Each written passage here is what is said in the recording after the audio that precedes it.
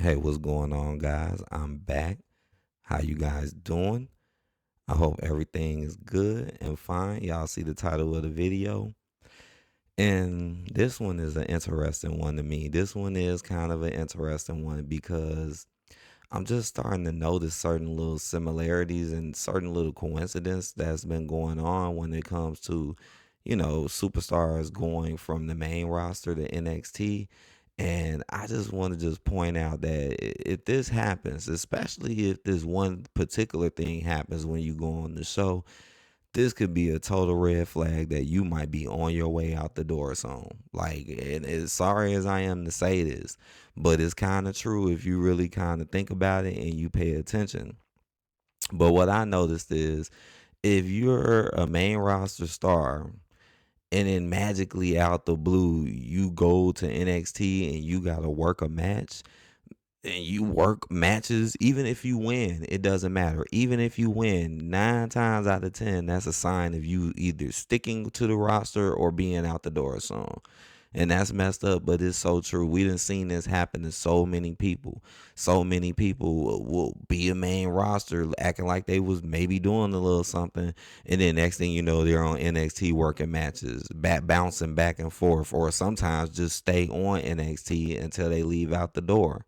You know, it seems like it only is beneficial to you as a star if you go to NXT and you just do a promo or something, or you long as you're not working no matches. If you go on there like a Charlotte Flair recently and just shoot a promo or something like that, then that's not a red flag. That's actually a good sign because it's like they're using you to boost the ratings on the show. So that means they kind of favor you if they would have you just come out there and just do a promo and then you go back to the main roster to do your work. But if you're coming on here and you're working matches, and again, and if you lose them, it's really bad. But even if you win these NXT matches, you are probably on the way out the door very soon. Very soon. And I mean, even Becky Lynch, they start throwing her over there working matches, and now we don't even see Becky no more. I think one of the main reasons why Becky isn't back or why she hasn't come back yet is because I feel like she knows that Triple H is not going to really book her well, because Becky was like one of the big mainstays in the business, in the company, and then on her way being gone, she's not even in the main event title shot. She's working against Zoe Stark and stuff, who's a jobber now. And then they wouldn't even really having Becky win all the time either. I feel like Becky was getting treated way, way better before Triple H came around. She was definitely more of a mainstay and was pushed to the top spot. And, I think that's one of the main reasons why she's not coming back or hasn't been back yet. And then even other people, like you got the Street Profits, they've been on there working matches, and notice how they're not even being used, not even being in the tag team spot. They're circling more around Machine Guns and DIY, but Street Profits nothing. You recently had Austin Theory and Grayson Wilder. They won it. Oh, they was in the tag match, and yeah, they won that match. But at the same time, why are you over there working matches? And then here go on the main roster, you're barely being used. And if you are being used, it's probably just to lose. It's probably just to lose. We seen Baron Corbin. Baron Corbin was on the main roster doing things. Next thing you know, he's on NXT working matches. And then they bounced him back and forth a little bit. But at the end of the day, why are you on NXT working matches? You should not be working matches on NXT. You should be on the main roster working matches. Like this is not making much sense. And then look at that. Next thing you know, Baron Corbin is out the door. And there's many more who's done the same thing. Once they put you on NXT, you gotta start looking out. Like this is like knocking on the door. I'm looking at Bianca and Naomi because Bianca and Naomi was just recently over there wrestling too. And that to me is a red flag. Like, here it go. Why are you over there wrestling on there? And then you look at Bianca and Naomi, and yeah, they got the tag titles, they got the tag belts, but they're not really getting built up strong. They're being thrown in any type of miscellaneous match. I mean, how are both of these girls got a chance to get an elimination chamber? That's not making no sense. He's putting them in singles matches and stuff. He's not really building them up with those titles and not really sending any real strong opponents at them either. He just got them with him so they can just have an excuse to have them on Raw too. Because that's what I really do believe. I really do believe he only gave it to them so he can have the excuse of, oh, hey guys, look, I have black women on Raw too. Because if you look at that whole Raw roster, there's no black women on that roster except Kate Carter, and she's not even being used. They're not even being used. They don't even work matches.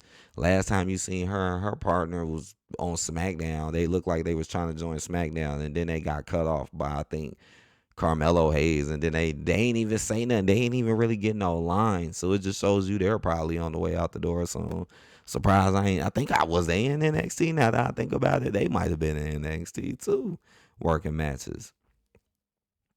So it's just something to just think about. Like NXT, meanwhile, majority of the time when an NXT superstar comes to the main roster, they get pushed to the moon and they get title opportunities or titles really quick. Not all the time, but majority of the time this has happened, especially under Triple H. But if it's vice versa, if you go back, then that means you finna get the opposite. You finna get a major just whatever little attention you had is gonna be gone. It's gonna be gone at that point.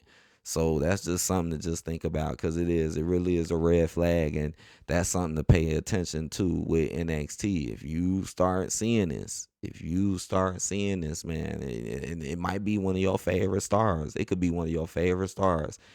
Magically, they're booked in a match over there. Like, you see, they ain't do that to CM Punk. CM Punk came over there, did his promo, left. They ain't do that to John Cena. They ain't do that to The Rock. No, no, no, no, no. No, no, no. I don't even think they did it with Rhea. But I think it's been a while since Rhea's been over there.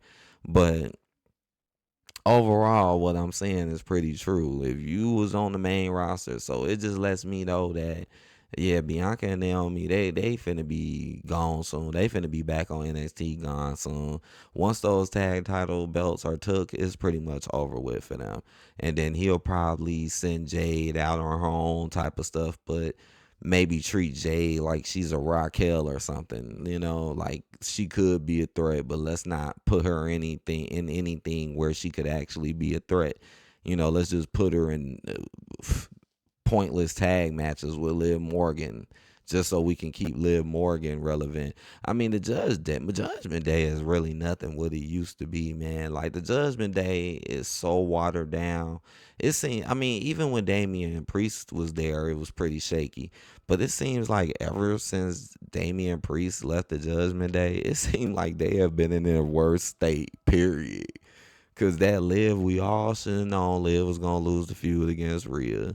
Dominic is just being Dominic. He not even working in any real matches or getting any real type of opportunities or anything. He's just there, really just following Liv, barely getting any time like he used to get. So he's not doing anything important. Finn, out of the whole group, Finn is the one who gets the most when it comes to opportunities and chances as of lately. He got a chance to be in the Elimination Chamber. He had a match on the PLE. So he's been getting a little bit more, but at the same time, he ain't been really winning nothing important either. We know JD is injured. We know he's injured, so he probably won't be back for a while. And Carlito, he's the worst one in the whole group because ever since he's been there for such a long time, but he literally doesn't really work any matches, and he really is not important into the group at all. He's just there as an extra person to use to attack somebody or say some weird, quick, goofy line. Like Carlito has it the worst. Shit, at least with Raquel, they'll put her in a match or something, even though a lot of times they don't. I mean, the Royal Rumble, like I said, that proved it right there. Like I've never seen someone say like, "Oh, I'm gonna win the Royal Rumble because of someone else," and she just straight up said it like, "Oh, I'm gonna win the Royal Rumble because of Raquel." Like so, So that's like instantly telling you that Raquel is not going to be doing anything serious or winning anything for herself in that tournament. None of that. None of that. Nah. But yeah, it's just something that I'm gonna be keeping an eye on this. I'm definitely gonna be keeping an eye on the lookout on what matches are on NXT. I'm gonna be looking a little bit more because it's true. If you go to NXT, man, you could be on that way out that door, man. On the way out the door, your chance of just Apollo Crews, they try to act like came back. Now they saying he injured, but they still wasn't really using him. So he could be out on the way out the door soon. Especially then the fact that he's injured. Cause I remember they was doing it with him too. I remember that. But I hope y'all enjoy it, man. I hope y'all enjoy this one. Just again, something to think about. Hit that like button, and I'll see y'all in the comment section. Peace out.